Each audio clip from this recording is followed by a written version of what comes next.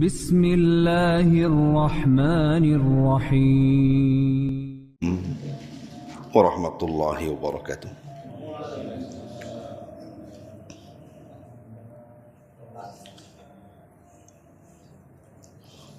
Alhamdulillah wassalatu wassalamu ala Rasulillah wa ala alihi wa sahbihi wa mawalah. Wala hawla wala quwata illa billahi wa ba'du.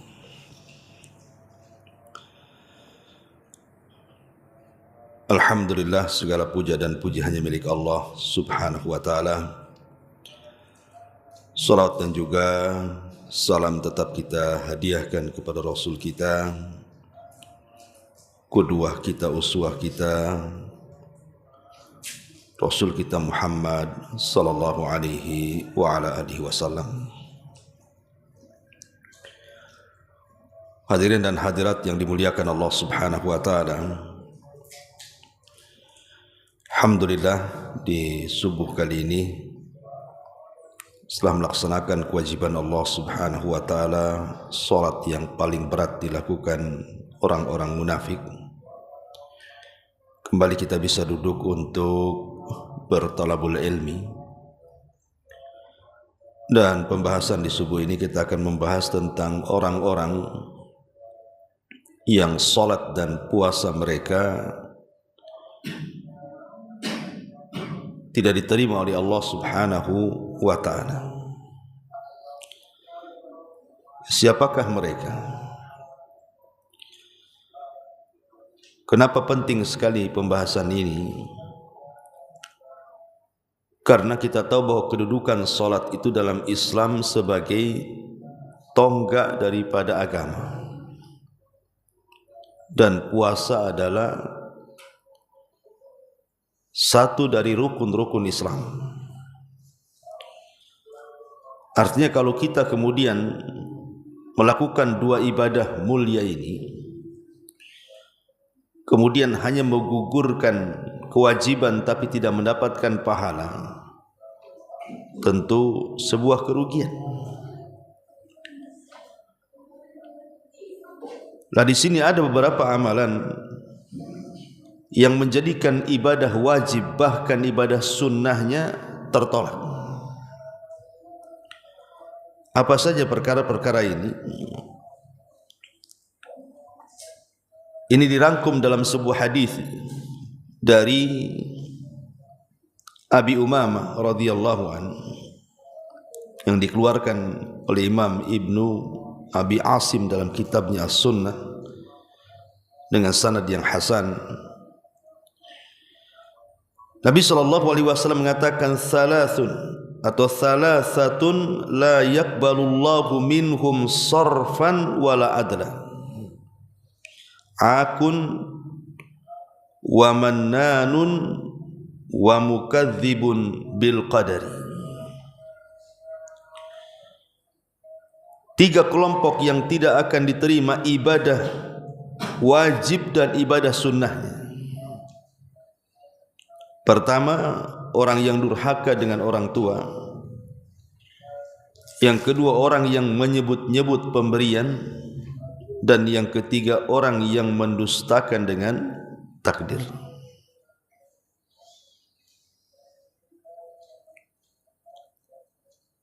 Ma'asyiral muslimin yang dimuliakan Allah Azza wa Jalla, di sini ada 3 poin. 3 amalan dosa yang menghalangi ibadah wajib dan sunnahnya. Termasuk dalamnya adalah salat, puasa, dan yang lainnya. Pertama, durhaka dengan orang tua.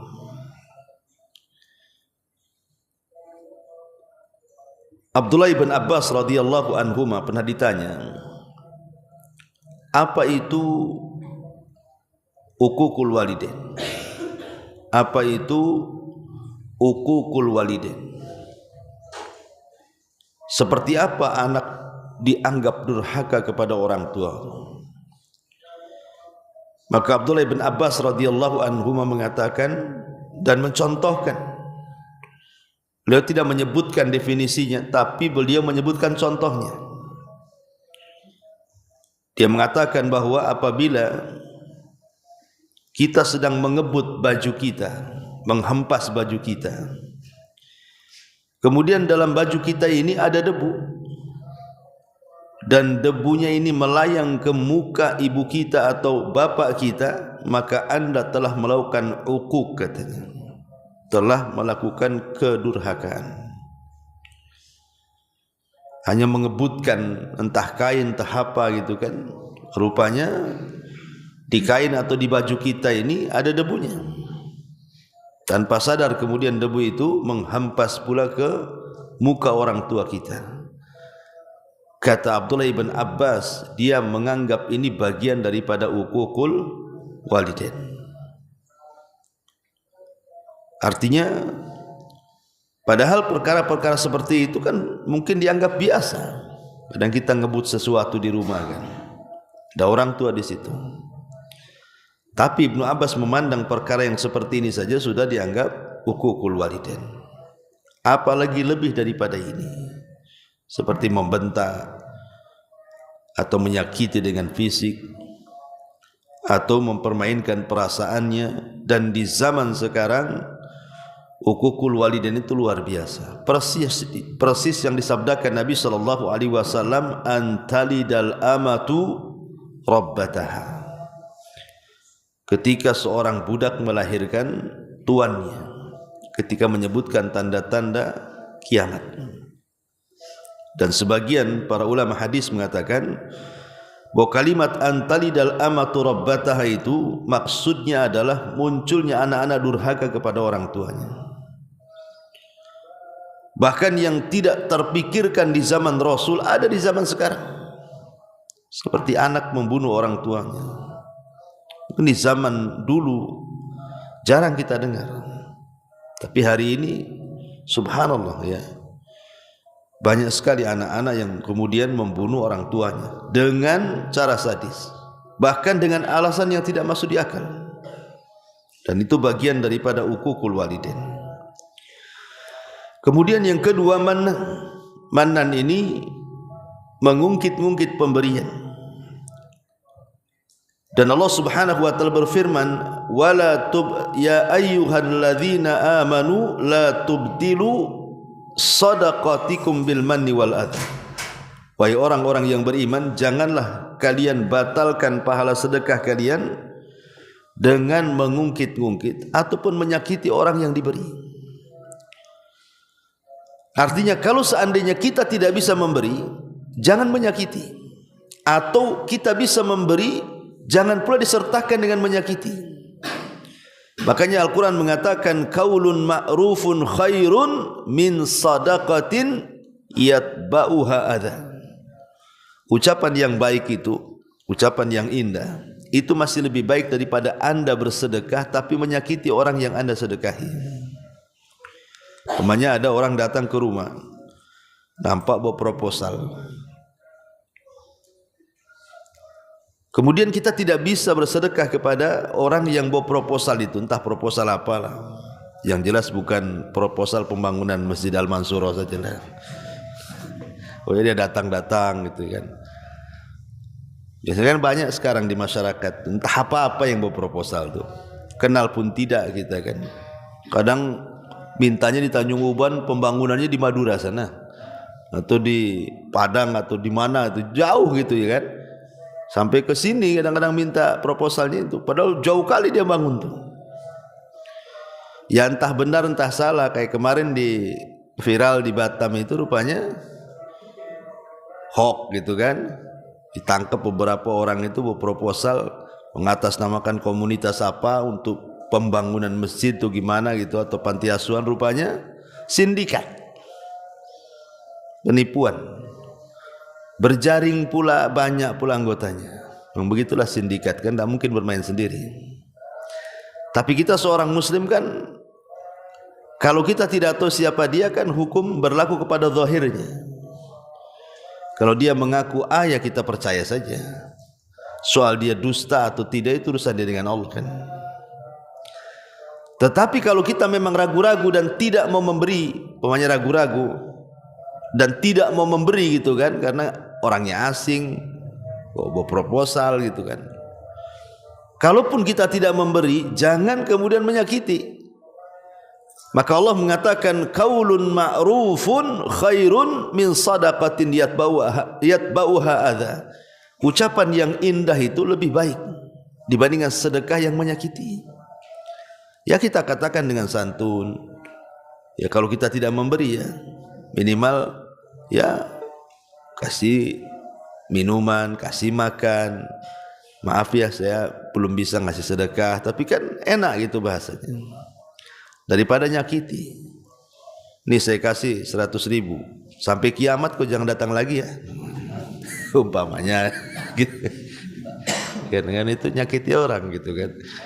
Jadi intinya bahwa manan menyebut-nyebut pemberian itu adalah satu dosa yang menyebabkan amalan wajib dan sunnahnya tertolak. Alhamdulillah. Kemudian yang nomor 3, wa mukadzabun bil qadar. Orang yang mendustakan takdir. Di zaman Abdullah ibn Umar radhiyallahu anhuma atau di zaman para sahabat, di Basrah itu ada seorang yang bernama Ma'bad al-Juhani. Ma'bad al-Juhani inilah yang mengasas kelompok Qadariyah. Dan Qadariyah ini disyaratkan oleh Nabi SAW semasa hidupnya, Al-Qadariyatu majusi hadil ummah. Qadariyah itu atau kelompok Qadariyah itu majusinya umat ini. Ada isyarat di zaman Rasul, tapi kemunculannya baru setelah Rasul meninggal. Muncullah orang-orang yang disebut dengan aliran Qadariyah. Dan itu terletak di Basrah, di Baghdad sana. Jadi ada orang-orang Basrah itu datang menemui Abdullah ibn Umar radhiyallahu anhu dan mengatakan, wahai Ibnu Umar, di tempat kami di Basrah sana ada seseorang alim, maksudnya Ma'bad al-Juhani, itu ramai orang belajar sama dia. Masalahnya ada yang mengganjal dari fatwa mereka. Ketika mereka bicara tentang qadar, mereka mengatakan innal amra unufun. Sesungguhnya perkara itu dimulai dari unuf, dimulai dari awalnya. Perkara itu semua baru.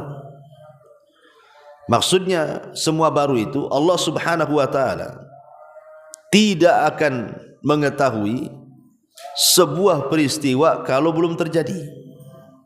Allah itu hanya mengetahui peristiwa yang telah terjadi atau yang sedang terjadi. Tapi kalau belum terjadi Allah tidak tahu. Pamannya kita akan melakukan sesuatu itu Allah tidak tahu. Sampai kita melakukannya, oh baru Allah tahu. Itulah orang-orang Qadariyah itu, mengingkari ilmu Allah. Kalau kita ahli sunnah wal jamaah meyakini Allah itu maha tahu yang telah, yang sedang, dan yang akan datang. Bahkan Allah maha tahu sesuatu yang mustahil terjadi, kalau terjadi Allah tahu. Bukan hanya sekedar mengetahui yang telah, yang sedang, yang akan datang saja. Sesuatu yang mustahil terjadi, kalau terjadi saja Allah tahu. Seperti contohnya apa? Contohnya firman Allah Subhanahu wa ta'ala, di mana Allah Subhanahu wa ta'ala mengatakan, "Lau rudduhu la'adu limanuhu anhu." Kalau seandainya orang-orang kafir yang masuk neraka itu dikembalikan ke dunia, niscaya mereka kafir lagi. Seandainya orang-orang kafir yang masuk neraka itu dibalikan lagi ke dunia, pasti mereka balik kafir lagi. Inilah jawaban bagi pertanyaan, kok orang kafir hidup sebentar di dunia, kok masuk neraka, kok dikekalkan di dalamnya ya? Kasihan kali. Hidupnya cuma 40 tahun di dunia atau 50 tahun. Tapi kalau di akhirat masuk neraka enggak keluar lagi. Mana keadilannya?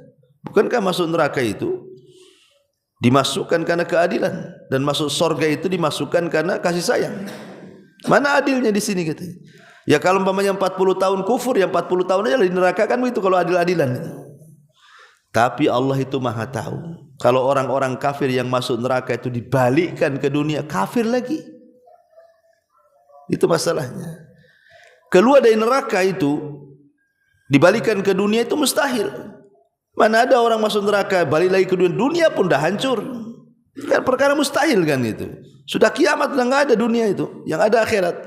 Tapi kalau terjadi sesuatu yang mustahil ini, kemudian tiba-tiba Allah bentuk lagi dunia, kemudian orang kafir neraka dikeluarkan, dibalikin lagi ke dunia, pasti balik kafir lagi.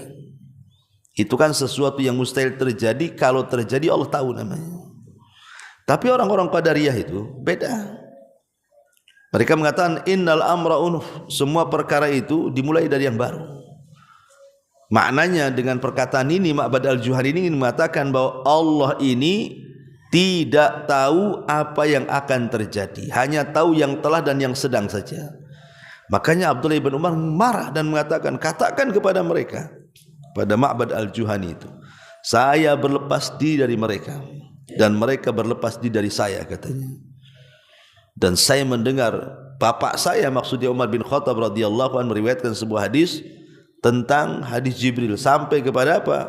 Ketika Rasul ditanya soal iman, antu'mina bil qadari khairihi wa syarri. Mereka harus beriman dengan takdir Allah, baik takdir yang baik ataupun takdir yang buruk. Ma'asyiral muslimin wal muslimat rahimani wa rahimakumullah. Bicara soal mengingkari takdir ini, ya kalau alhamdulillah mungkin orang-orang Qadariyah di zaman sekarang mungkin jarang kita temui ya. Karena umumnya alhamdulillah banyak ahli sunnah kan itu. Tetapi ada orang-orang yang tanpa sadar, mau tidak mau, sadar ataupun tidak, ucapannya itu menolak takdir. Dan itu banyak di masyarakat, orang-orang yang menolak takdir itu. Seperti mengatakan umpamanya dia tidak terima dengan nasib yang kurang baik yang Allah sedang ujikan kepada kita. Ya Allah, kenapa asik saya terus yang diuji ini kok, yang lain tidak gitu kan? Kenapa anak saya terus yang sakit, kok anak lain kok sehat-sehat? Ya. Kenapa usaha saya terus yang gulung-gulung tikar? Kenapa yang lain bentang-bentang gitu kan? Umpamanya seperti itu kan secara otomatis menolak takdir itu, menolak nasib yang Allah anugerahkan. Padahal kalau seandainya mereka paham bahwa terkadang Allah Subhanahu wa taala membuat orang sakit, itu ada hikmah. Sebab kalau dia sehat, jahat dia, maka dibuat sakit dulu biar dia sadar. Atau dibuat miskin dulu sama Allah itu, sebab kalau dia kaya melampaui batas nantinya. Atau mungkin sebaliknya, ada orang itu dibuat kaya sebab kalau dia miskin bisa kufur. Atau dibuat sehat kalau dia sakit melampau. Jadi kalau orang melihat hikmah, pasti dia itu mungkin akan tenang dengan takdir yang Allah anugerahkan kepada dia. Tapi karena tidak melihat dari situnya, kadang-kadang disitulah terjadi tasahud, menolak takdir, tidak menerima yang Allah takdirkan kepada kita. Padahal sekali lagi saya katakan hikmahnya, ada orang-orang yang Allah buat dia kaya, kalau dia miskin masalah. Tapi ada orang-orang yang Allah buat miskin terus gak kaya-kaya, sebab kalau dia kaya melampaui batas. Hikmahnya di situ. Oh, kalau kita sakit, mungkin Allah sedang menguji saya, mungkin terlampau banyaklah dosa saya itu, biar Allah gugurkan dulu kan gitu. Dan saya kenal orang kaya itu, ikhwan. Ini saya ulang-ulang kisah ini. Waktu saya di Yaman, ada orang kaya itu luar biasa, ikhwan. Itu boleh dikatakan orang nomor berapa terkaya di Yaman itu. Rumahnya dekat istana tuh. Tapi luar biasa, itu yang orang kaya itu dikenal ahli puasa. Senin Kemisnya itu ahli puasa, nggak pernah tinggal. Kemudian ahli sholat malam. Sholat malamnya nggak pernah tinggal. Kemudian dia hafid Quran lagi. Kemudian setiap subuh jam 3 tuh menjelang subuh, dia akan membuka sedekah. Jadi dia buka sedekah itu sepertiga malam akhir. Maka dari mana-mana datang itu, paling tidak satu malam itu bisa 100-200 orang yang berproposal tuh. Setiap subuh tuh. Bayangkan coba, kita ini udah miskin, puasa tidak, sholat tidak, sedekah tidak, subuhnya telat-telat, udah ini. Tapi memang begitu, ada orang-orang kaya itu Allah berikan sebuah keistimewaan kan. Sebab kalau mungkin dimiskinkan gak seperti itu. Tapi ada sebaliknya. Ada waktu miskin itu subhanallah, mungkin ngaji paling depan, solat paling depan dalam saf pertama. Mulai Allah bentangkan kekayaan tuh. Yang tadinya ngaji seminggu sekali jadi sebulan sekali tuh. Maafin sama ustadznya. Maaf ustadz, saya baru buka cabang, katanya. Cabangnya baru 1, tapi 3 minggu dilangkai dia. Sebulan sekali aja dia ngaji. Terakhir hilang setahun sekali, Idul Fitri aja ketemu salaman tuh. Udah pindah ustadz katanya, usahanya pindah ke Batam dan ngasih lagi. Opat tak nampak katanya. Di sana ngaji, itu pula tak ngaji kita. Sibuk. Ya. Jadi ada orang-orang itu waktu miskin memang Allah berikan kebaikan. Bisa ngaji, sholat 5 waktu, banyaklah peluang-peluang dia untuk menambah pahala itu. Tapi ketika kaya, subhanallah, kalla innal insana la yatgha an ra'ahu stagna. Terkadang manusia itu mudah melampaui batas ketika kekayaan dibentangkan kepada dia. Jadi ada orang-orang yang mukadzabun bil qadar. Ya, ini satu hadis Nabi.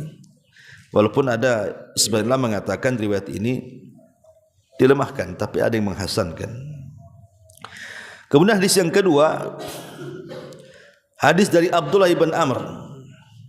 Abdullah ibn Amr ibn As. Abdullah ibn Amr ibn As ini saingan Abu Hurairah. Kalau Abu Hurairah menghafal, kalau Abdullah ibn Amr ibn As ini menulis. Makanya apa kata Abu Hurairah? Tidak ada satu sahabat yang paling banyak hafalannya kecuali aku, melainkan Abdullah ibn Amr, karena dia mencatat, aku menghafal katanya. Jadi saingan Abu Hurairah, cuman dia lebih ke mencatat hadis Nabi. Kalau Abu Hurairah kan menghafal.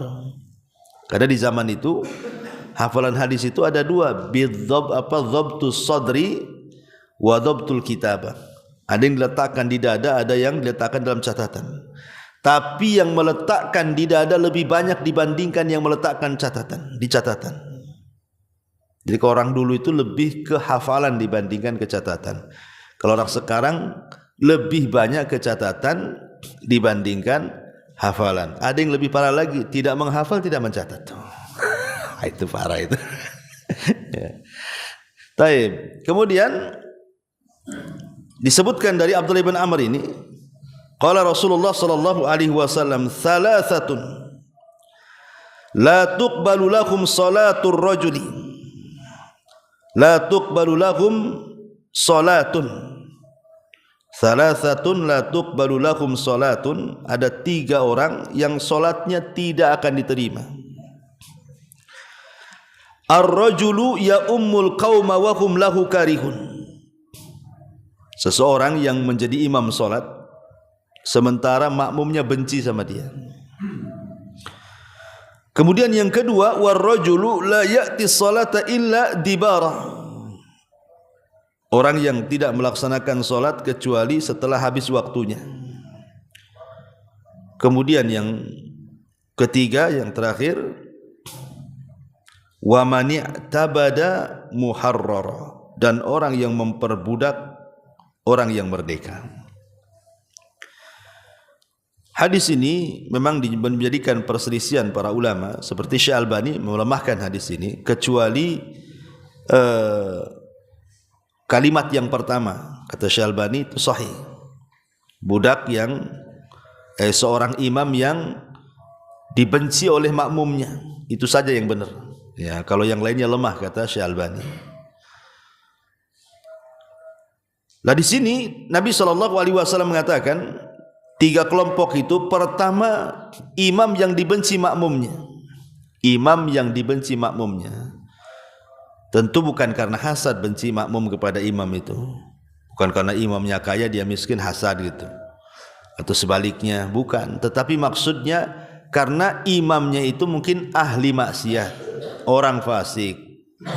Ya, mungkin dikenal di lingkungannya tukang ngadu ayam, kok jadi imam pula kan itu.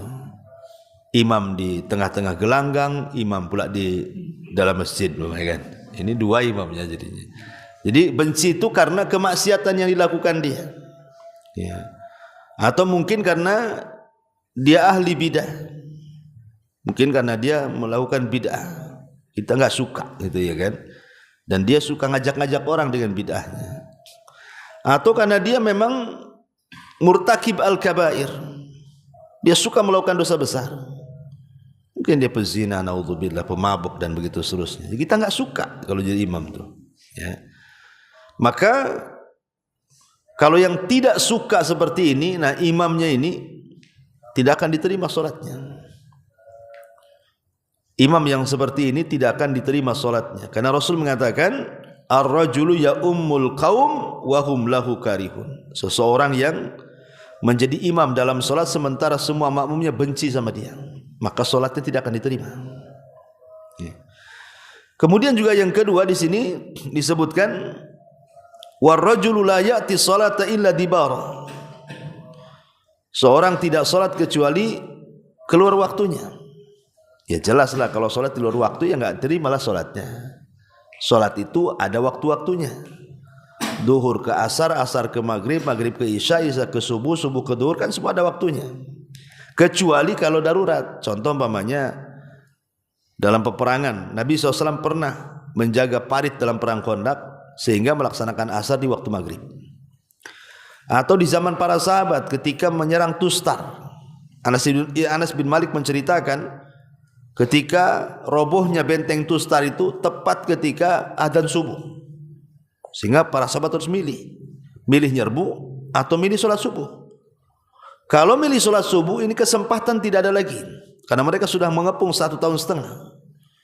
Sementara roboh gerbangnya pas pula azan subuh. Akhirnya para sahabat mengatakan, kita sudah lelah 1,5 tahun mengepung gerbang ini, masa ketika roboh kita masuk malah ditinggal sholat kan itu ya. Akhirnya kemudian mereka beristihad, serang dulu musuh, baru kita sholat katanya. Akhirnya diserang musuh, rupanya Allah takdirkan agak lama, sampai takluknya musuh itu setelah terbit matahari. Artinya keluar waktunya tuh. Barulah kemudian sahabat sholat subuh di luar waktu. Disitulah Anas bin Malik kalau diingatkan dengan perang Tustar itu menangis dan mengatakan, aku menangis bukan karena aku menang dalam peperangan itu bersama para sahabat, tapi aku menangis karena seumur-umur aku tidak pernah meninggalkan sholat subuh jamaah, kecuali itu, bukan gak berjamaah lagi, di luar waktu lagi ya. Padahal kan hukumnya boleh-boleh saja, karena Rasul pernah juga sholat asar di luar waktu, karena kan kondisi jihad masalahnya. Maka dibolehkan secara fikih sebenarnya dalam waktu-waktu yang seperti ini, kondisi seperti ini harus memilih kan. Tetapi dalam kondisi aman, maka tidak boleh kita mengakhir-akhirkan waktu, apalagi sampai keluar waktu lagi ya. Kemudian yang ketiga, orang merdeka dijadikan budak. Ya mungkin sekarang nggak ada lah, tapi kalau di zaman dulu, di zaman jahiliyah, budak itu komoditi bisnis yang menguntungkan. Orang-orang jahiliyah itu kadang-kadang dia membeli banyak budak perempuan, kemudian digauli, kemudian punya anak, anaknya dijual tuh, kan jadi budak anaknya. Dibanyakin tuh beli perempuan, nanti digauli, disuruh banyak anak tuh perempuan itu, nanti dijual, karena itu komoditi yang paling efektif dalam berbisnis. Terkadang orang jahiliyah itu nyulik orang, jadi ada orang merdeka diculik dia, nanti dijual jadi budak. Lah datang Islam kemudian mulai mengikis perbudakan. Makanya dalam setiap kafarah dalam Islam itu selalu yang pertama memerdekakan budak dulu tuh. Umpamanya berhubungan intim di siang hari bulan Ramadan, kan ada kafarahnya tuh. Pertama kafarahnya apa? Memerdekakan budak. Kafarah dihar, memerdekakan budak. Pokoknya Rasul selalu kalau dalam kafarah-kafarah itu tidak lepas dari memerdekakan budak. Karena Islam itu tidak suka perbudakan. Yang suka-suka perbudakan itu kalau dalam sejarah kan orang-orang Eropa saja tuh. Tapi kemudian sejarah diputar-balikan, orang-orang kafir ini seolah-olah Islam ini menghalalkan perbudakan. Tidak, Islam tidak menyukai perbudakan, tetapi Islam mengatur perbudakan dengan aturan yang sangat ketat. Karena Islam itu agama lengkap, diatur segala sesuatu sampai ke masalah perbudakan pun ada hukum-hukumnya.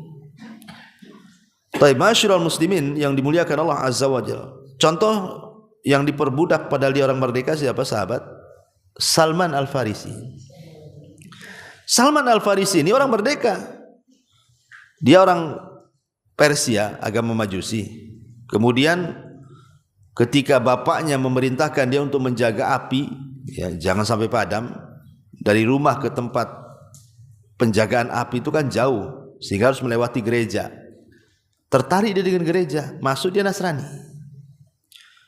Kemudian dia dari gereja ke gereja, dari gereja ke gereja, sampai akhirnya dia mendapati rahibnya, pendetanya korupsi. Ketika meninggal hartanya banyak gitu ya. Kemudian mulai dia ragu-ragu, tapi dia ingin mencari kebenaran. Akhirnya jalan dari satu tempat ke tempat berikutnya sampai dapat bocoran dari pendeta bahwa akan muncul seorang nabi di tanah yang banyak pohon kurmanya. Kemudian dia punya uang sedikit, dia minta kepada kafilah dagang dari Arab supaya diantar ke tempat yang banyak pohon kurmanya itu. Bukannya kemudian diantar, sudah bayar duit sama orang Arab yang bawa ini, dijadikan budak pula dia, dijual sama orang Yahudi di Madinah. Salman Al-Farisi ini akhirnya jadi budaknya orang Yahudi lah. Padahal dia datang ke Madinah bukan budak kan itu ya. Tapi sama pedagang ini malah dijadikan budak, dijual sama orang Yahudi di Khaybar. Tapi justru disitulah pertemuan Salman Al-Farisi dengan Nabi SAW. Akhirnya masuk Islam Salman Al-Farisi itu. Tapi lihat bagaimana orang Arab itu, jahiliyah maksudnya ya, mereka memperbudak yang merdeka. Itu solatnya tidak akan diterima dalam hadis ini.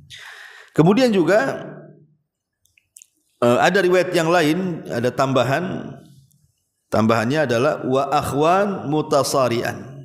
Akhwan mutasarian, sesama saudara saling bertengkar. Kemudian wa mra'atun batat wa zawjuha 'alaiha sakhid. Seorang suami, kemudian seorang istri yang tidur sementara suaminya sedang emosi. Mungkin suaminya minta jatah, istri enggak ngasih. Akhirnya dongkol suaminya. Istrinya ngorok, suaminya terpikir aja sampai subuh tak tidur. Nah, itu juga wanita yang seperti ini tidak akan diterima solatnya. Ya, dengar ibu-ibu ya. Kalau suami minta kasih, ya, karena lihat ancamannya di sini. Nabi SAW mengatakan salasatun la tartafi'u salatuhum fawqa ru'usihim. Ada 3 kelompok yang solatnya tidak akan diangkat di atas kepala mereka satu jengkal. Satu jengkal pun tidak akan diangkat, apalagi sampai ke langit gitu ya. Salah satunya adalah tadi imam yang dibenci makmumnya, kemudian 2 orang yang bersaudara selalu bertengkar, termasuk juga seorang wanita yang tertidur di malam hari sementara suaminya emosi karena jatahnya tidak dikasih. Karena begini ya, ini nasihat kepada ibu-ibu ya. Kalau memang ada halangan seperti haid ataupun nifas atau sakit parah gitu ya, ya wajar menolak gitu ya. Tapi kalau tidak ada halangan kemudian menolak hanya karena capek, lelah, letih, enggak ada mood atau gimana, maka itu bukan alasan. Sebab kalau suami cari makan Bu, itu bisa beli. Suami cari pakaian bisa beli di mall. Tapi khusus pelayanan ini tidak bisa beli kecuali ke lokalisasi. Dan ini masuknya ke perzinahan. Sehingga tujuan suami menikah dengan seorang wanita itu kan salah satunya ifah. Ifah itu menjaga kehormatan supaya jangan berzina. Kan tujuan bapak-bapak nikah kan begitu. Supaya tersalurkan syahwatnya ke yang halal. Itu tujuan kita laki-laki menikah kan begitu. Tiba-tiba ketika syahwat yang hendak disalurkan itu tiba-tiba ditolak, berarti kan sudah tidak dapat tujuan pernikahan. Apa kemudian antum harus lari ke tempat lain, membayar wanita-wanita pelacur? Mustahil, haram.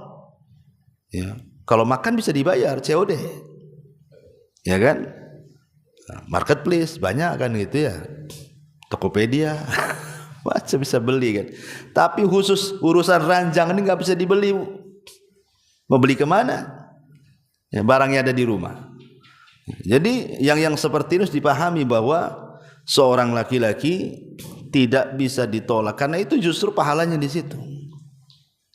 Kalau ibu menolak itu justru dalam Islam disebut nusus. Nusus itulah menjadikan suami boleh tidak memberikan nafkah. Antum kalau ditolak sama istri, 1 hari itu jangan dikasih jajan. 2 hari tadi kasih, 2 hari tadi kasih jajan. 3 hari, sebulan jangan dikasih nafkah. Ya, karena itu nusus. Kalau dia menolak, jangan dikasih nafkah. Kelaparan, biarin aja. Ya. Taib. Kemudian di antara orang-orang yang juga ditolak kita karena waktu juga kita baca secara singkat aja. Orang yang melakukan kezaliman di kota Madinah dan menakut-nakuti penduduknya. Ini tidak akan diterima amalan wajib dan sunnahnya.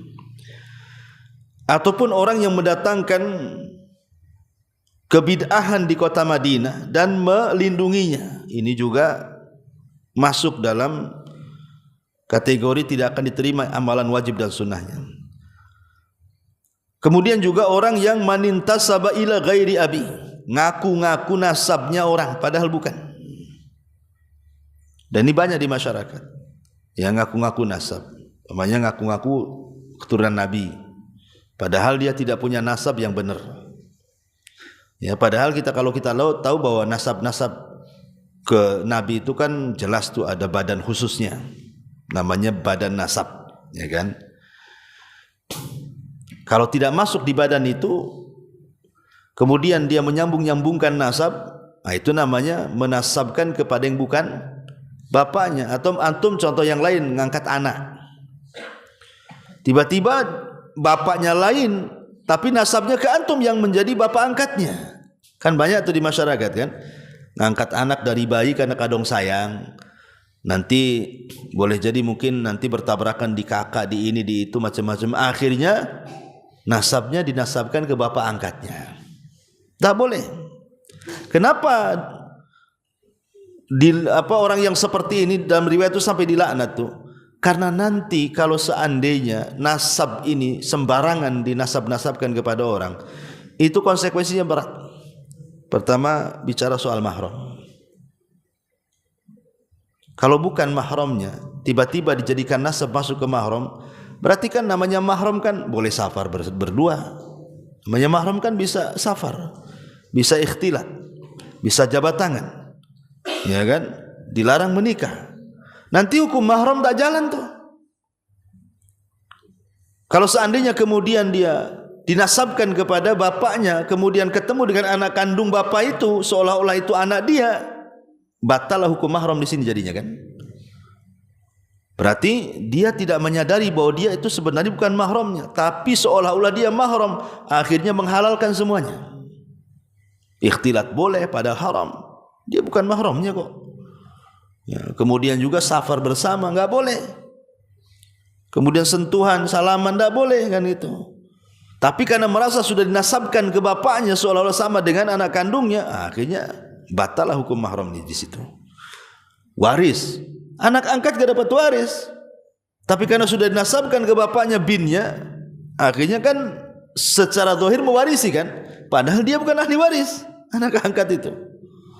Jadi jatuh mahramnya, jatuh perwaliannya, jatuh warisannya, dan begitu seterusnya. Jadi konsekuensinya panjang tuh kalau orang menasab-nasabkan kepada yang bukan bapaknya itu, atau menasabkan ke yang bukan kampungnya, kepada bukan kabilahnya.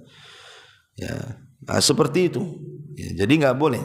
Kemudian juga man qatala mu'minan fagtabata biqatlihi, orang yang membunuh seorang mukmin dan dia senang dalam membunuhnya. Senang, puas gitu ya. Makanya dalam urusan waris biasanya saudara dengan saudara, urusan waris akhirnya bunuh-bunuhan. Kayaknya puas sekali tuh bunuh saudaranya tuh. Nah, ini tidak diterima amalan wajib dan amalan sunnahnya itu.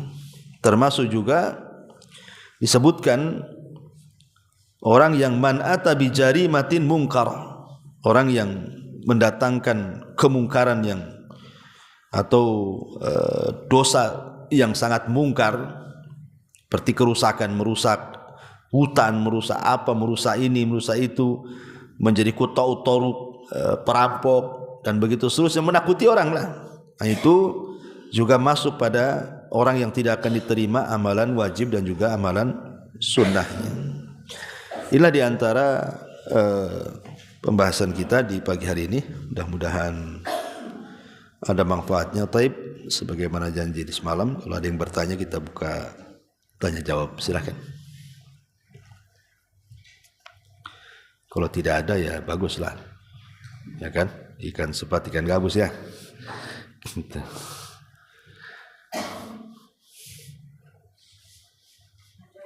Iya.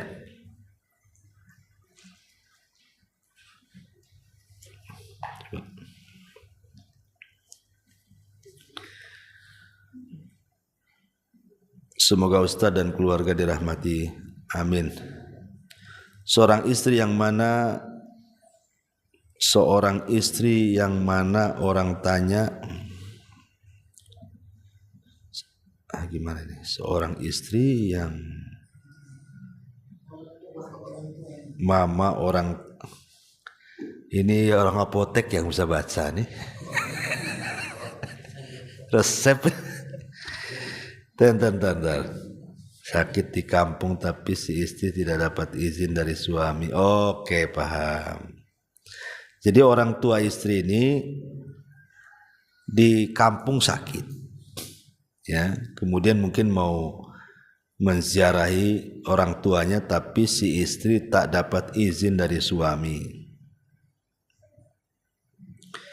Yang diucapkan suami, saya yang mengurus anak sekolah, apa seperti ini termasuk durhaka kepada orang tua? Iya. Bismillahirrahmanirrahim. Ini harus dipahami ya. Kadang-kadang pernikahan itu bukan menghalangi berbuat baik kepada kedua orang tua. Justru redhonya ataupun barokahnya rumah tangga itu ketika masih ada hubung kait antara anak dengan orang tua. Itu berkah rumah tangga tuh.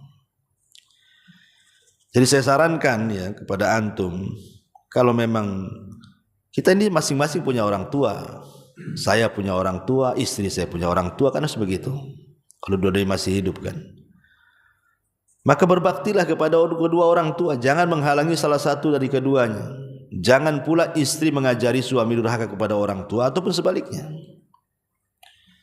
Karena banyak istri yang ngajari durhaka juga kepada orang tua. Ada dulu itu ikhwan kita nelpon saya. Dia curhat, ya, setiap dia transfer ke orang tuanya itu harus perang Irak sama Amerika dulu tuh. Wah, pokoknya seminggu tuh perang tuh. Gara-gara suaminya transfer uang ke orang tuanya. Alasannya sederhana, karena hidupnya masih susah, masih ngontrak, masih apa kan itu, masih banyak tanggungan. Itu bukan alasan. Justru boleh jadi dengan sedekahnya anak kepada orang tua itu Allah bukakan rizki kan. Boleh jadi dengan itu Allah bukakan rizki, Allah mudahkan rizkinya. Tapi ada istri itu yang menolong si suami itu justru durhaka dengan orang tuanya, atau sebaliknya, si suami yang ngajari istrinya durhaka. Sampai ada kisah itu, sampai di pengajian ada ikhwan kita datang, Ustaz, bisa nggak nasihati kakak saya, katanya. Perempuan kakaknya, kenapa emangnya? Itu udah 5 tahun tidak pernah balik. Itu orang tuanya itu sampai nangis pengen ketemu, tapi tidak mau balik. Jadi saya tanya, apa suaminya menghalang-halangi? Nah itu saya tak tahu tuh. Ya kalau umpamanya tidak ada yang menghalangi, memang dia yang nggak mau, memang dia yang bermasalah kan begitu. Tapi kalau yang menghalangi tiba-tiba suaminya dengan alasan yang tidak masuk di akal, kan bisa di waktu-waktu libur. Kalau memang alasannya, ajak semuanya lah. Ayo kita ke kampung kamu gantian kan itu. Sehingga si istri dekat dengan keluarganya dan si suami juga tidak durhaka dengan keluarganya. Karena tujuan pernikahan itu lita'arafu kan, supaya saling mengenal sebenarnya. Tujuan nikah itu bukan kita dengan istri kita saja, tapi menggabungkan dua keluarga. Ya, inna khalaqnakum min dzakarin wa untha wa ja'alnakum syu'uban wa qabaila lita'arafu. Saling kenal. Ini enggak dari mulai nikah antum pisah dengan orang tua enggak kenal sama orang tua istri. Kenalnya di telepon saja. Tapi enggak akrab. Ya. Nah, enggak seperti itu caranya kan? Maka tidak benar kalau bisa ya suami ngasih izin. Tetapi ya lihat kondisi juga.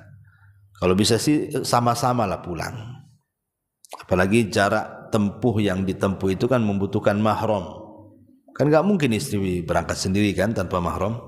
Harus ada mahramnya. Kecuali kalau satu daerah masih wilayah Kepri gitu kan, mamanya Tanjung Pinang dengan Tanjung Uban ini kan bukan masafah safar kan, bukan jarak safar yang harus dikosor.